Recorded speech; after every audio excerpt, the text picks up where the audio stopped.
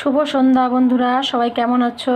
আশা করি ভালোই আছো, আমিও ভালো আছি। তো সন্ধ্যাবেলা প্রতিদিন এক মুড়ি আর কি দেখাই, চা নচুর নয়তো ভুজিয়া এইসব দিয়ে খাওয়া হয়। তাতে ভাবলাম আজকে নতুন জিনিস একটু করি। এইতে একটু চালের গুঁড়ো ছিল না আমার ঘরে, আমি চাল বেটে একটু বেটে নিয়েছি। এর একটু বেসন দিয়ে দিচ্ছি, আর একটু আদা আর জিরে আর কাঁচা লঙ্কা একসঙ্গে বাটা, কিছুটা কালো জিরে আর কিছুটা নুন আর কিছুটা হলুদ দিয়ে একটা ব্যাটার তৈরি করে নেবো। কিন্তু কি করব সেটাই তো বললাম না এখনও।